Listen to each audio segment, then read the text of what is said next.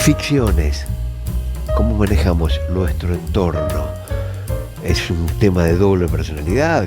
¿Somos como somos? Visitó nuestros estudios el licenciado Germán Rothstein.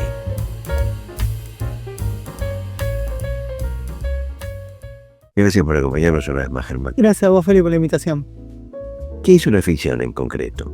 Bien, a ver, cuando escribo este texto me puse a pensar que no siempre aquello que nos gusta, ¿sí? Cuando uno lo hace en exceso, obviamente, es sano. Claro. Entonces, Puede no serlo, claro. claro, el exceso nunca es sano. En ni de lo que nos gusta y menos de lo que no nos gusta, realmente, ¿no? Claro, todo tiene su cuota. Su cuota y su equilibrio, ¿no? Entonces, ¿qué pasa? Los pacientes llegaban al consultorio muy agobiados por sus rutinas, por sus presiones, y empezaron a tener algunos que les pasaba que esos hobbies, esas ficciones del mundo externo, por ejemplo, una ficción es, no sé, un partido de fútbol es una ficción, si nos ponemos a pensar. Es un deporte, pero uno se mete en esa ficción, en la hinchada, en todo ese fanatismo, ¿no? Y se arma todo un... Son transformadoras porque yo veo las tribunas y el grado de desesperación, de odio o de alegría, en ambos casos extremos, dependiendo del resultado de tu equipo, te quitan del equilibrio habitual, ¿no? ¿Por qué? Porque en esa ficción el rol que desempeñas te habilita a hacer cosas que no harías por fuera de la ficción. Te habilita, porque estás en grupo. Porque estás en grupo, porque estás viviendo esa ficción. Ok. O sea, vos ahí estás con la camiseta de Boca, de arriba, del cuadro que sea, y vos como tenés esa camiseta y estás en la cancha, la ficción esa que estás viviendo te habilita a insultar desmesuradamente, qué sé yo, al árbitro o algún jugador hasta de tu propio equipo. Perfecto. Por eso fue tan fácil conectar con redes cuando apareció Internet. Tal cual. Los juegos de roles. Bueno, exactamente. Bueno, esas son ficciones que están, digamos, potenciadas por la virtualidad. Tenemos ficciones externas como por ejemplo los deportes, los hobbies, que son ficciones sanas siempre y cuando no nos vayamos a un exceso, ¿sí? Después tenemos la virtualidad, que la virtualidad como una herramienta es interesantísima. La inteligencia artificial, la virtualidad, son herramientas que son sumamente positivas siempre y cuando se las use de una manera adecuada. ¿Qué pasa? Te brindan, supongamos a quien juega en un videojuego, te brinda no solamente la ficción, sino te brinda los estímulos audiovisuales. Vos hablás online con otros jugadores que están ahí. Bien. Y vos ves que ese personaje creado que a vos te representa en esa ficción tiene un grado identificatorio. ¿Por qué? Porque tengo pacientes que cuentan cómo ellos los arman a su gusto al personaje del juego que sea.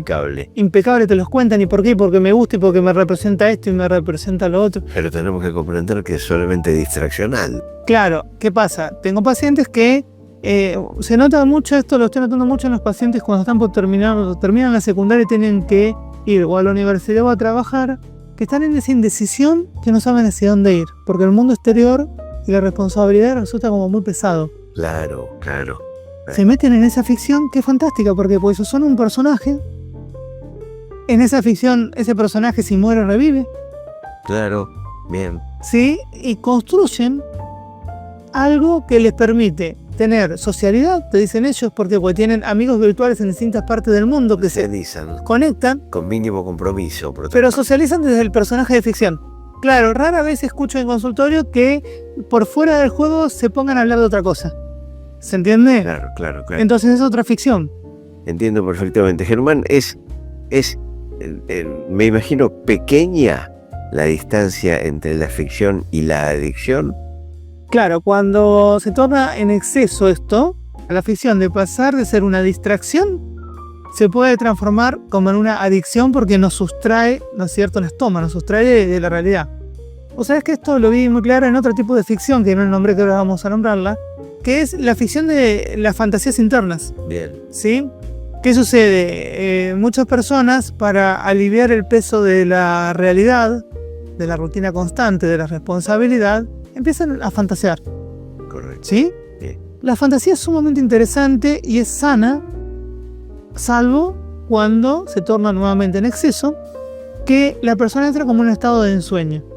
Tuve una paciente hace unos años que ella, ¿qué le pasaba? Era su adolescencia, tenía que cumplir con las actividades escolares, académicas, relativas, Y claro, empezaron a ver los padres que empezó a decaer tanto en la escuela como en los deportes que hacía. Hablamos de, por ejemplo, secundaria. Escuela secundaria, empezó a bajar todas las notas en la materia, empezó a perder materias, a llevarse materias, y a su vez en la actividad deportiva que hacía no tenía interés en ir. Entonces cuando empiezo a trabajar en consultorio con ella, me dice, pero Germán, a ver, el problema es el siguiente, ¿por qué yo tendría que hacerme responsable de todo esto si yo la paso mejor en lo que fantaseo? Yo me fantaseo, soy bárbara. Me generé una historia, me genero historias. Yo me imagino como deseo ser, no sufro. Quiere quedarse ahí. Quiere quedarse ahí. Entonces entró en un estado de ensueño que el trabajo que se fue haciendo fue mostrándole que parcialmente esa fantasía tenía que ser por momentos para aliviarle el peso de la realidad, pero que no implicaba zambullirse en el ensueño de la fantasía para correrse de la realidad. Porque si no... Correcto. La pregunta clave, Germán, sería ¿qué hacer cuando realmente esto se transforma, la ficción se transforma en una realidad deseable? Bueno, claro, el punto es re interesante. El punto es, claro, que hay que intentar que la fantasía, la ilusión, la creatividad pueda tener un correlato desde el deseo en la realidad. Con esta paciente, ¿qué vuelta le encontramos? Así como a ella le gustaba fantasear, descubrimos que le gustaba escribir. Entonces, una forma de empezar a poner esa ficción en un sustrato real fue que ella pudiera escribir. Cuando ella empieza a escribir, empieza a hacer y se da cuenta que ella podía tener momentos de escritura en los cuales desplegaba sus fantasías y en otros momentos iba a la escuela, en otros momentos retomó su deporte, ¿sí? A ver, los músicos, por ejemplo, también tienen... Sí, claro. Hablamos de literatura, hablamos de música, hablamos de arte. De arte en general. El artista tiene un vuelo muy interesante, pero si se queda en ese vuelo, no llega a concretar nada en el mundo físico. Entonces hay que buscar la manera de pasarlo, ¿sí? Dicho de otra manera, las ficciones, ya sean del mundo externo, los hobbies, los deportes, las artes, así como las fantasías del mundo interno, son sanas e importantes, pero en su medida justa, digamos, ¿no? Justa medida, claro. Nivelarlas con la realidad. Exacto. Buscar esa conexión. Hay una frase que es linda como para cerrar de Ray Bradbury, que Crónicas Forcianas. Que decía algo así como en la vida hay que inyectarse de fantasía para no morir de realidad. Interesantísimo lo de Bradbury. Una vez más, gracias por invitarnos a pensar. Gracias, Ferez, a vos.